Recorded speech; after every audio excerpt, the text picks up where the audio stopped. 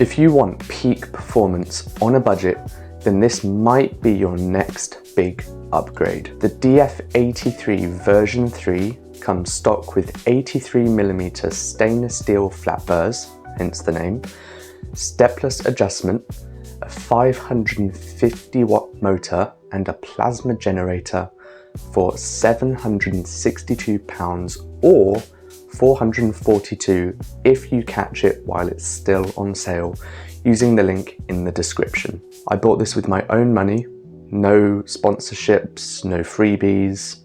So today I will break down what this grinder does well, what it doesn't, its quirks, and ultimately whether it's for you. The DF83 version 3 comes with rubber bellows, which has this polished wood lid that's really high quality and has a smooth feel. It comes with a plastic 250-gram hopper. The hopper is plasticky and the door is just awful. It becomes damaged as you use it, but it is a nice addition for those who are having a family gathering or some kind of event and needs to have a lot of coffee on the go. The grinder comes with a nice brush for cleaning. It feels really soft and durable.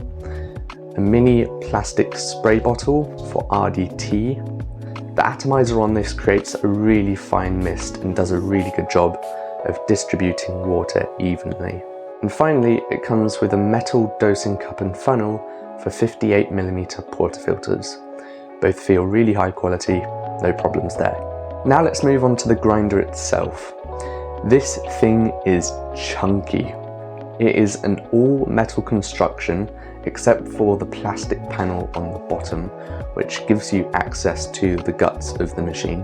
It weighs 10.8 kilos, it's 15 centimeters wide, 25 centimeters deep, 37.5 centimeters tall with the bellows, and 45 centimeters tall with the hopper. The grinder is tall, so do make sure that you can fit it in your space, especially if you plan to put this thing underneath a cupboard like I have. The space underneath my cupboard is 45.5 centimeters, and I can barely fit the hopper underneath and have to pull the whole grinder out if I want to access the top. A small quirk of this grinder is the placement of the power cable. It comes out of the side instead of the back, which can make hiding the cable a pain, but it's not a massive issue. The dial on top is great. It feels solid and smooth to move, so you can be sure that your adjustment is going nowhere. You have a grind size indicator that's removable and adjustable, so you can easily set your 0 point. It has an anti-popcorning disc, which does a great job and is also removable so that you can attach the hopper on top. The dosing cup holder is frankly terrible. The rubber is quite thin and curls up a bit when you insert the cup, so I don't expect those to last very long.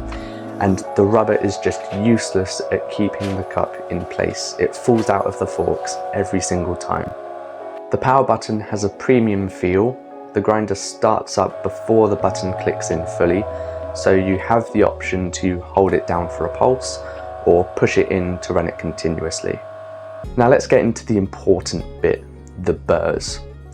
This can vary between grinders, even if they're the same model and burr set, but on my model, at a grind size of 5, which is way finer than you'll ever need to go, it grinds 18 grams of a medium roast in 16 seconds. At about grind size 10 and under, the beans tumble in the shaft a lot, so you are more prone to fines. So what I would recommend to do to help with this is to slow feed your beans in so that each bean is ground up one at a time. At a more realistic fine grind size of 15, it can grind the same coffee and dose in 8 seconds. And anything coarser, it'll just fly through. I have to say though, the motor is loud. I measured about 77.1 decibels max while grinding, and an average of 74, which is pretty loud for a grinder. The grind consistency of this grinder is phenomenal. As I mentioned before, This grinder comes with a plasma generator, which is an anti-static device.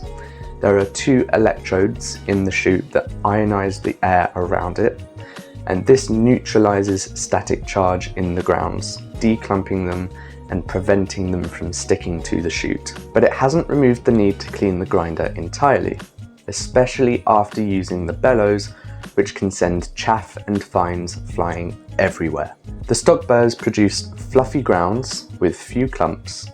The shots are viscous, creamy, and bring out a lot of your chocolate notes, dried fruits, and caramels. And while it doesn't produce as much complexity as some other burr sets, the shots still have good clarity, and I've had some decent filter coffee with it. Overall, this grinder has made a massive improvement to my espresso, my milky drinks, and filter coffee. And with the great build quality and option to change burrs at a later date, it's a great deal, particularly if you get it cheap. And I can't see myself upgrading again for a very long time. If you're looking for a grinder that can get through anything and that's a good all-rounder, this may be the perfect grinder for you.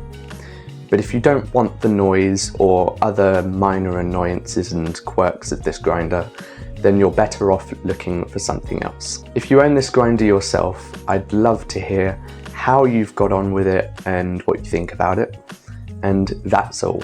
If you liked this video and want to see similar content in the future, subscribe, turn on notifications, give this video a thumbs up, and I will see you again soon.